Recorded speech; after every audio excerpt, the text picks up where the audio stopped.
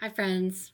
Little quickie for you, a little bit of one of our lighthearted ones. I wanted to talk to you about memes. There are a lot of great memes out there related to therapy, and I just like them. I like them so much. So here's one that I found recently that I thought we could speak to. Um, you could see that there are two images of this clinician, and so this is the therapist experience. And I wonder about this a lot because um, sometimes after a session, and I walk my client out to the waiting room, and then I pick up my next client and bring them back. It doesn't always happen that way, but frequently it does.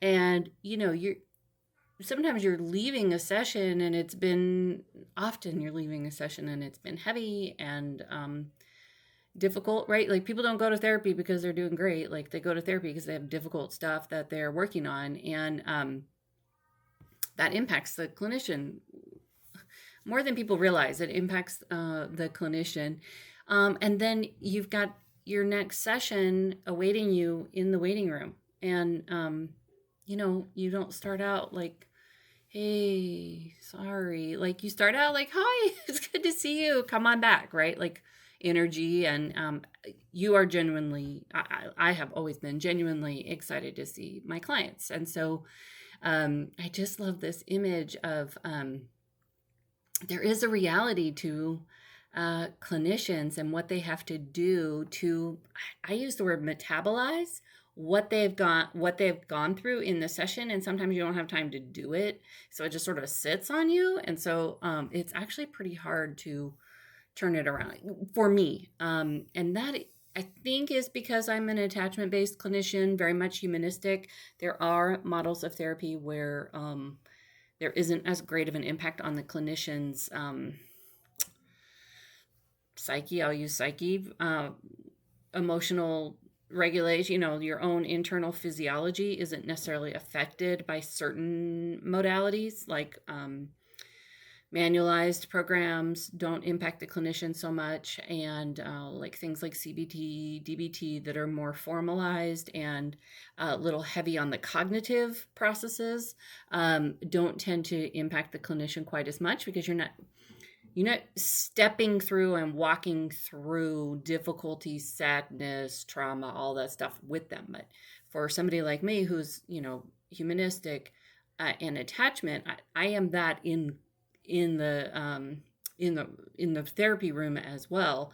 And so empathy means that I am experiencing those things along with my clients. So you can see in this image, it says me leaving a trauma processing session.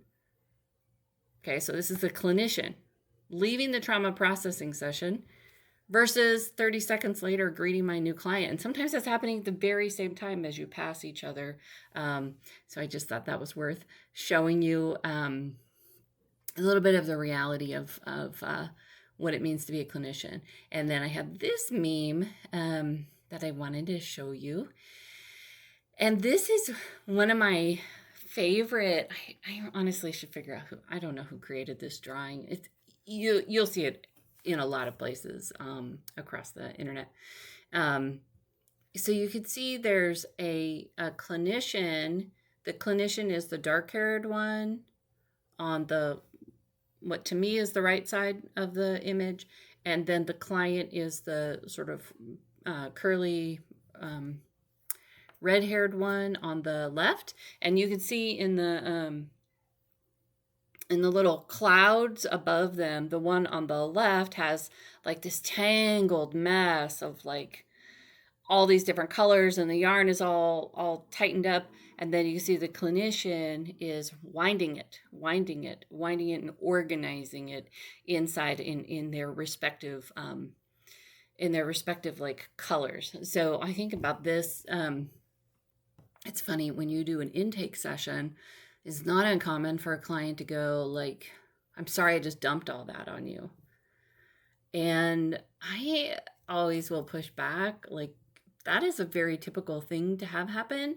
And then I will use this kind of an image to describe when you're dumping all of that, I'm doing something with the dump. I'm organizing it. And so this image, I think, depicts that really well.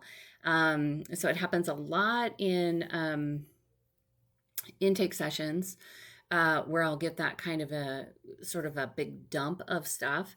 And then other times where we would see it in the room. Well, I mean, it's happening all the time, but once you get going and you have a good connection with your clinician, like you're both working on organizing those yarn balls. Whereas there are certain parts of your therapy where the clinician is doing that work. So it's sort of uh, when you get more used to therapy, it's a cooperative experience where as you learn sort of the things that you're learning in therapy, you're able to do as a client, you're able to do some of that organizing, and you're doing it together. It's a cooperative. But in times of real distress or dysregulation, like you'll see it a lot in couples counseling because, you're not coming in to like process it as a narrative. You're doing very much what's going on in the therapy room. So it's very disorganized and can feel very chaotic. So if you put yourself in the place in the chair of the client in this image, it's feeling very chaotic for that person. And the role of the clinician in that scenario is to help organize it. Oh, okay, well, this is where it bumped into your belief schema, or this is probably because of your pattern based on your attachment style or whatever, right? So you're helping the client to make a connection to what you guys have already uncovered as part of the issues that you're working on. So it's a really essential part of clinical work. You sometimes are walking alongside your client. Sometimes you're walking sort of behind your client, not physically walking, like in an analogy. You're walking alongside.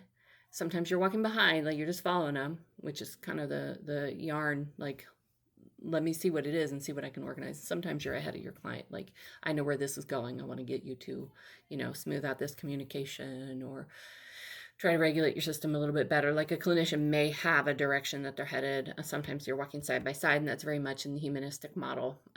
Sometimes you're behind because, they're giving you a history. They're giving you a whole narrative, and you're just making sense of it.